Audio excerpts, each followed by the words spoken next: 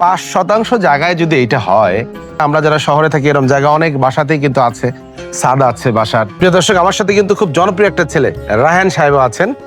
তিনি বিএসসি এর সাথে এসেছেন। কৃষি বিভাগের পরামর্শ নেই না, আমরা এটা প্রয়োজন মনে করি না, যে আমরা তো লাগালেই হয়। কিন্তু আমার ধারণাই ছিল না যে এইখানে কি ধরনের ফসল লাগাবো। এগুলো জায়গায় কিন্তু চমৎকার সবজির মানে সমাহার করা যেতে পারে। আচ্ছা, তাহলে আমাকে এখন প্রথম কি করতে হবে?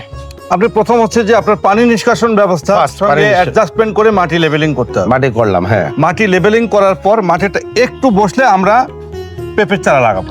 আচ্ছা আচ্ছা, এই পেঁপের চারা লাগানোর পর পেঁপের প্রোডাকশন চলমানকালীন অবস্থায় ওর সঙ্গে সাথী ফসল আরো কি কি অ্যাডজাস্ট করা যায় সেটা পরবর্তীতে আমরা ধরবো। আচ্ছা, যে আপনি পেঁপে লাগালে যে এই মাটিটা শুধু পেঁপের জন্যই থাকলো, ব্যাপারটা তো এমন না। আচ্ছা আচ্ছা, আমার একটা পেঁপের গাছ থেকে আরেকটা পেঁপের গাছের দূরত্ব কমপক্ষে আমি 7 থেকে 8 ফিট নেব। আচ্ছা আচ্ছা, তাহলে 8 ফিট নিলে মাঝে তো একটা র থাকবে। এই রতেও কিন্তু আপনি যে ধরনের ধারণা করতে চাচ্ছেন সবজি, রাইট রাইট, আপনি লাল শাক আর একটা পেটে কলমি শাক আপনাকে করতে হবে, একটু ধনিয়া পাতা করতে হবে। তাহলে আমাকে এখন বিলাতি পানির নিষ্কাশনটা এটা করতে হবে, পাশাপাশি ওই পাশে একটা ঘিরে প্রোটেকশনের জন্য।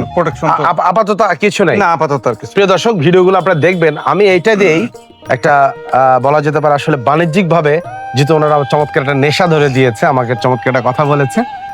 এই ভিডিও আমরা পর্যায়ক্রমে ভিডিওটা আমি আপলোড করে দেখি 5% জায়গার উপর আসলে বাংলাদেশের কৃষকের যে যাত্রা, এটা কতটা সফল হয়, এই যাত্রায় কতটা সফল হওয়া যায়।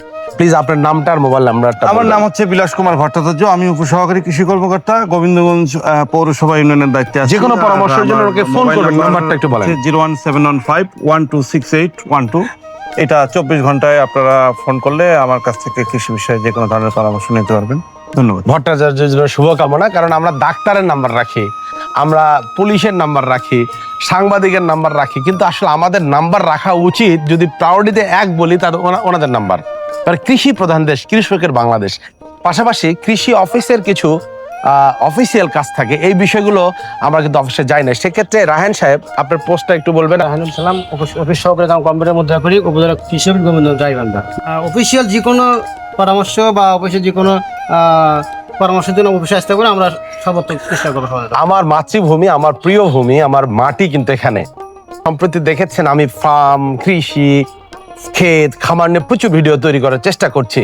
সেক্ষেত্রে প্রিয় উপজেলাবাসী বা উত্তর অঞ্চলের, বিশেষ করে আমাদের কয়েকটি জেলার মানুষ যাদের ফার্ম আছে, কৃষি ভালো উদ্বোধন করছেন, ভালো চাষ করছেন, এরকম কোনো আপনাদের যদি আসলে উদ্বোধনী থাকে, এরকম উদ্যোক্তা হয়ে থাকেন, আমার স্ক্রিনে দেওয়া নাম্বার থাকবে, সেখানে আমাকে ফোন করেন।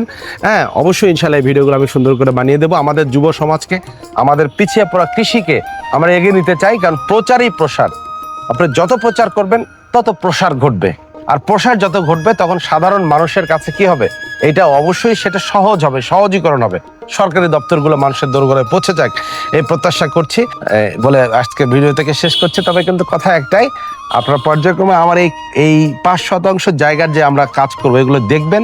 আপনাদের যে জায়গাগুলো আছে, পতিত জায়গা অথবা ফাঁকা জায়গা আছে, এগুলো কত সম্ভাবনাময়, এটা কল্পনার বাহিরে। এখন উনি বলছে আমি নিজে খাওয়ার পরে একটা অর্থনৈতিক বেনিফিট এখানে হবে। তাহলে যদি কারো জায়গা উপযুক্ত থাকে 5%, তাহলে তার নিজের সবজি, সব ধরনের সবজির চাহিদা পূরণ করে সে সবজি কিন্তু প্রতিবেশী বা কিছু সবজি চাইলে সে বিক্রি করতে পারবে। সম্ভাবনাময় হয়ে উঠুক আমার প্রিয় গোবিন্দগঞ্জ, প্রিয় আমার নিজের জন্মভূমি। আসসালামু আলাইকুম ওয়া রাহমাতুল্লাহ।